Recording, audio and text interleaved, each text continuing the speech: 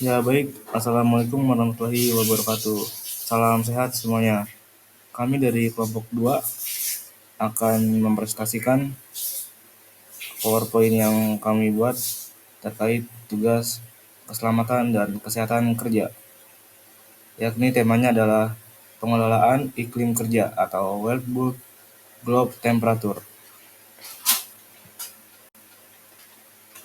Anggota kelompok kami terdiri dari 4 anggota. Yang pertama ada Ahmad Saifuddin, yang kedua ada Agung Budi Wibowo, yang ketiga ada Muhammad Miftahul Roji, dan yang keempat ada Nur Arifin. Pengelolaan iklim kerja dengan WBGT meter atau World Globe Temperature dapat dilakukan dengan beberapa tahapan, yaitu antisipasi dan pengenalan, evaluasi, dan pengendalian. Antisipasi dan pengendalian adalah mengenali dan mengantisipasi bahaya iklim kerja di setiap area kerja dengan menggunakan indeks suhu basah dan bola atau bisa disebut ISPB. Yang kedua ada evaluasi, adalah melakukan pengukuran dan penilaian secara berkala dengan menggunakan tenaga teknis terakreditasi. Dan yang ketiga ada pengendalian, adalah mengendalikan iklim kerja dengan mengacu pada hierarki pengendalian. WBGT meter adalah alat yang digunakan untuk mengukur suhu, kelembaban, dan suhu radiasi di lingkungan kerja. ISBB merupakan parameter untuk menilai tingkat iklim kerja panas yang dihitung dari suhu udara kering, suhu udara basah alami, dan suhu bola. Iklim kerja yang tidak nyaman dapat menurunkan kapasitas kerja, efisiensi, dan produktivitas pekerja. Untuk itu, untuk mengendalikan tekanan panas, Anda dapat melakukan beberapa hal berikut. Di antaranya ada membatasi atau mengurangi aktivitas pekerja, menutup permukaan yang panas, meningkatkan sistem ventilasi udara, dan menyediakan kipas angin. Pemantauan iklim kerja perlu dilakukan secara rutin, karena suhu di Indonesia cenderung panas dan kegiatan industri juga menghasilkan panas. Selanjutnya ada efek heat stress dari iklim kerja. Salah satu kondisi yang disebabkan oleh iklim kerja yang terlalu tinggi adalah apa yang dinamakan dengan heat stress atau tekanan panas.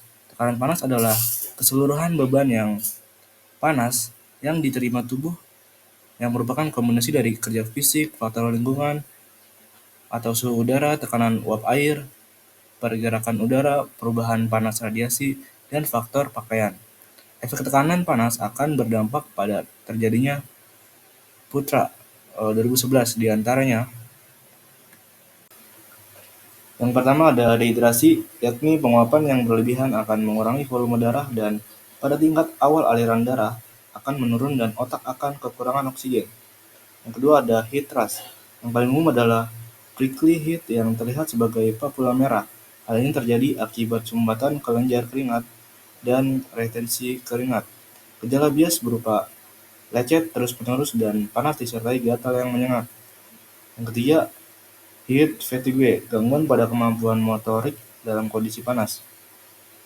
Gerakan tubuh menjadi lambat, kurang waspada terhadap tugas.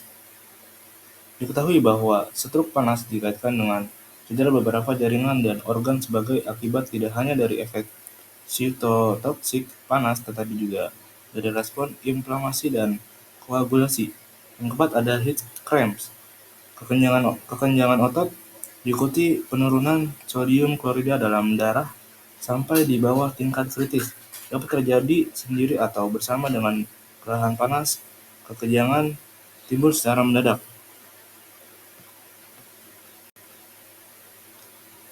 Yang kelima, heat exhaustion.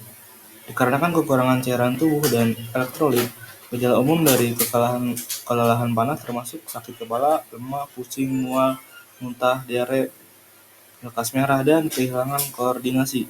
Kulit mungkin tampak pucat atau dengan takikardia atau hipotensi. Yang keenam ada heat syncope. keadaan kolaps atau kehilangan kesadaran selama penajanan panas dan tanpa kenaikan suhu tubuh atau penghentian keringat. Yang terakhir, yang ketujuh, ada heat stroke. Menurut Ramdan Menurut Ramdan Putra tahun 2011, kerusakan serius yang berkaitan dengan kesalahan pada pusat pengatur suhu tubuh. Pada kondisi ini, mekanisme pengatur suhu tidak berfungsi lagi disertai hambatan proses penguapan secara tiba-tiba. Kemudian, pentingnya monitoring iklim kerja rutin perusahaan. Iklim kerja menjadi hal yang wajib dilakukan pemantauan karena suhu di Indonesia yang cenderung panas, ditambah dengan kegiatan industri yang juga menghasilkan panas. Hal ini juga telah diatur dalam beberapa regulasi berkenaan dengan kesehatan, di antaranya yang pertama ada dari Permenkes nomor 70 tahun 2016 tentang standar dan persyaratan kesehatan lingkungan industri kerja. Yang kedua ada Permenaker nomor 5 tahun 2018 tentang keselamatan dan kesehatan lingkungan kerja.